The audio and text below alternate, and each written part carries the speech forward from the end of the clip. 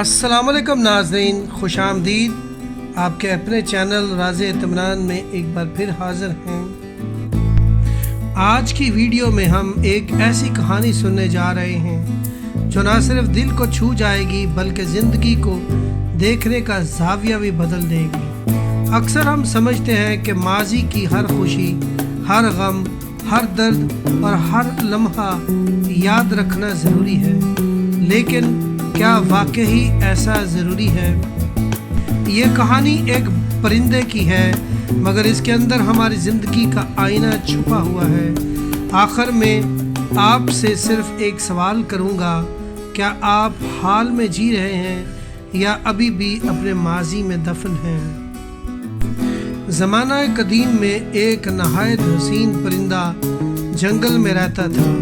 वो परिंदा मासूम भी था और नाजुक भी, लेकिन उसने एक अजीब आदत अपना ली थी।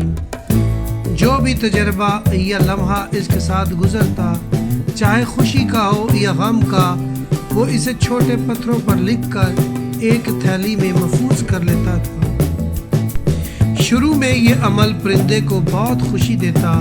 वो सोचता कि खुशगवार यादें हमेशा के लिए कीमती खजाना है और बुरे तजर्बे सबक देते हैं, इसलिए वो भी महफूज करना चाहिए।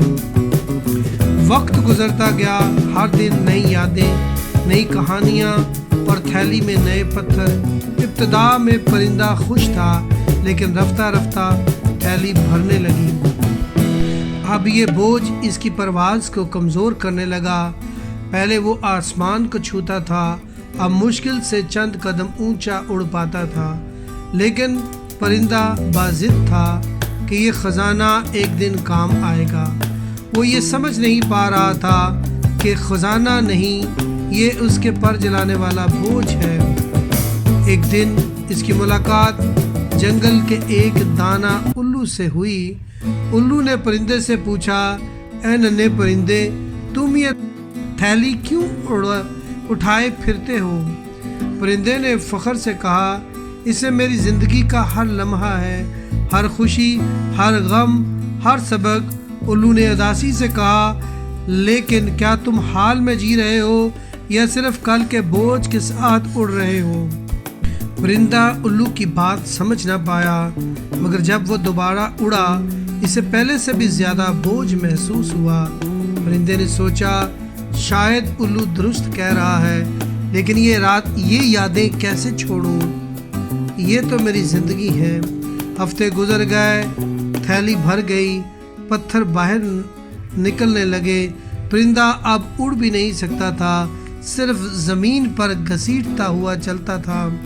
एक बरसात के दिन परिंदा फिसल गया। बोझ इतना ज़्यादा था कि इसका नाजुक जिस्म पत्थरों के नीचे दब गया। वहीं इसकी सांस रुक गई। जब बारिश थमी तो दूसरे परिंदे देखने आए, लेकिन नन्हा परिंदा हमेशा के लिए खामोश हो गया था। उल्लू करीब आया और आहिस्ता से बोला, यादें रहनुमाई के लिए होती हैं, बोझ उठाने के लिए नहीं। इस कहानी में हमारे लिए एक गहरा सबक है। हम सब कभी न कभी माजी को ऐसे थाम लेते हैं जैसे वो हमारी ज़िंदगी की कुंजी हो, लेकिन हकीकत ये है कि माजी का बोझ हमें अंदर से थका देता है। हम हाल की खुशियों से मरहूम हो जाते हैं और मुस्तकबिल की तरफ बढ़ नहीं पाते। याद रखें, ज़िंदगी छोड़ने और आगे बढ़ने का नाम है। माजी को कैद मत करें, बल्कि हाल को खूबसूरत बनाएं, क्योंकि कल कभी वापस नहीं आएगा, लेकिन आज आपके हाथ में है।